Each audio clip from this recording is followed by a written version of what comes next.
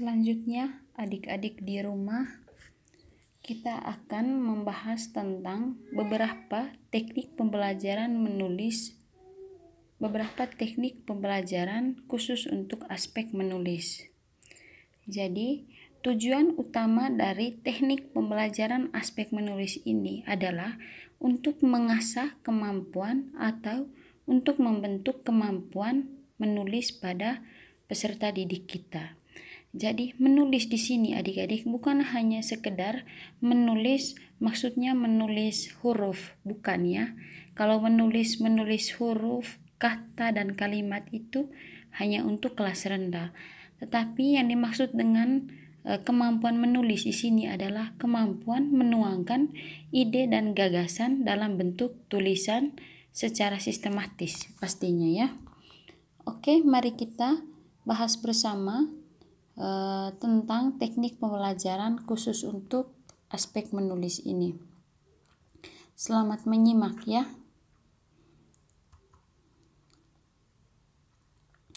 Yang pertama, mengedit. Pada penerapan teknik ini, guru menyiapkan tulisan yang salah, baik itu salah dalam bentuk ejaan ataupun dalam bentuk penempatan hurufnya, kemudian meminta siswa untuk memperbaiki tulisan tersebut. Biasanya teknik ini digunakan pada pembelajaran menulis di kelas rendah atau kelas 1 dan 2 ya. Kemudian berikutnya juga menata urutan teknik kalimat yang sebenarnya. Jadi pada penerapannya teknik ini guru membuat kalimat yang kacau atau paragraf yang kacau, kemudian meminta siswa untuk menata tulisan tersebut menjadi tulisan yang benar dan memiliki makna. Nah, untuk teknik ini juga biasanya hanya diterapkan pada kelas 1 ya. Kemudian berikutnya meniru model. Pada pembelajaran menggunakan teknik ini, guru menyiapkan suatu tulisan yang dijadikan model bagi siswa. Kemudian siswa menirunya. Dalam hal ini modelnya yang sama tetapi isinya berbeda. Artinya begini, meniru model itu guru menyiapkan satu tulisan. Misalkan tulisan tersebut terdiri dari 4 paragraf.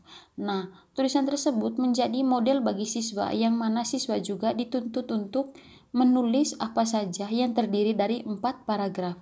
Nah, teknik meniru model ini sangat membutuhkan kemampuan berpikir siswa, membutuhkan kemampuan mereka untuk menuangkan ide dan gagasan mereka dalam bentuk tulisan.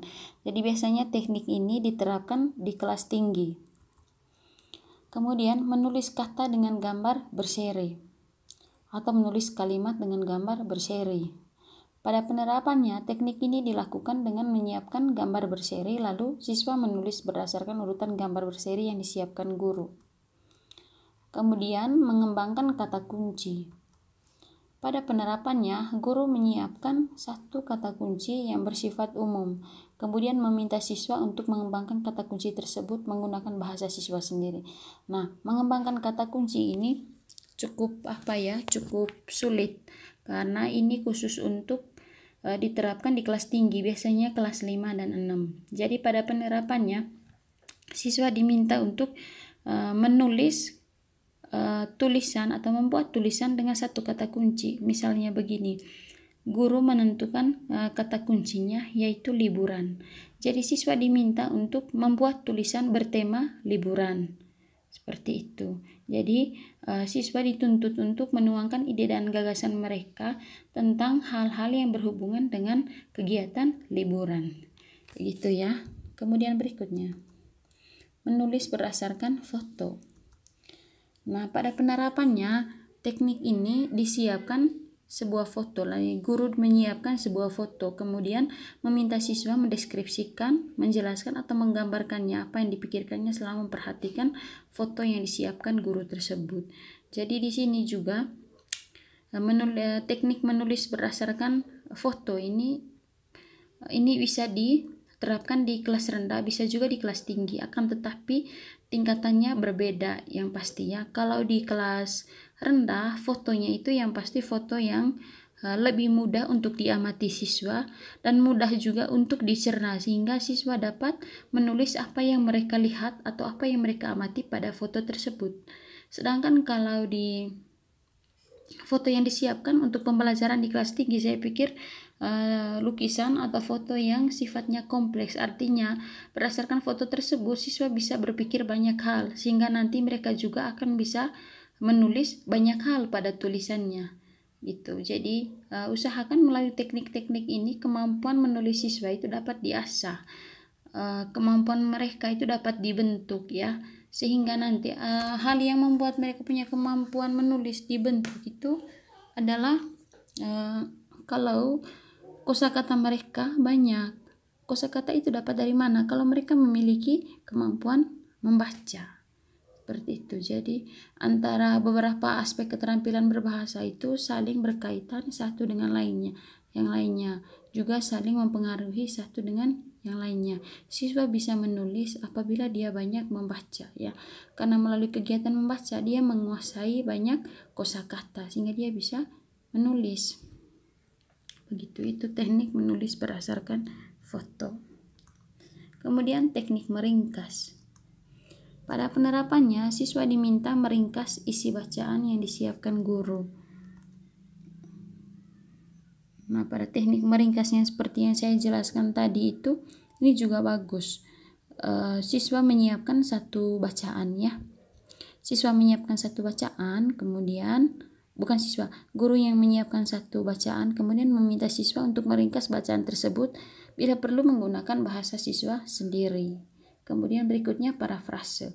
Nah, parafrase ini sangat bagus untuk dilatih sejak dini. Parafrase itu adik-adik adalah kemampuan yang sangat dibutuhkan oleh setiap orang, bahkan oleh mahasiswa sekalipun.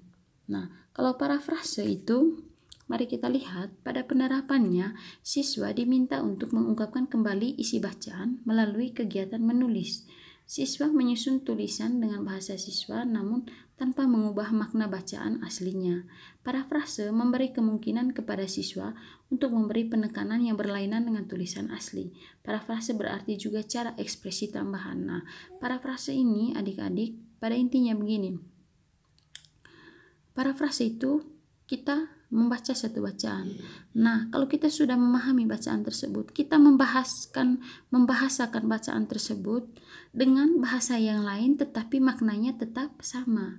Jadi parafrase ini sangat bagus untuk digunakan bagi teman-teman, jangankan anak sekolah dasar ya, anak mahasiswa yang sedang belajar untuk menulis skripsi, menulis makalah, menulis tugas, atau hal-hal lain yang membutuhkan kemampuan menulis, sangat bagus untuk menggunakan teknik parafrase ini. Teknik parafrase ini sangat direkomendasikan untuk semua kalangan yang sedang belajar untuk mengasah kemampuan menulisnya.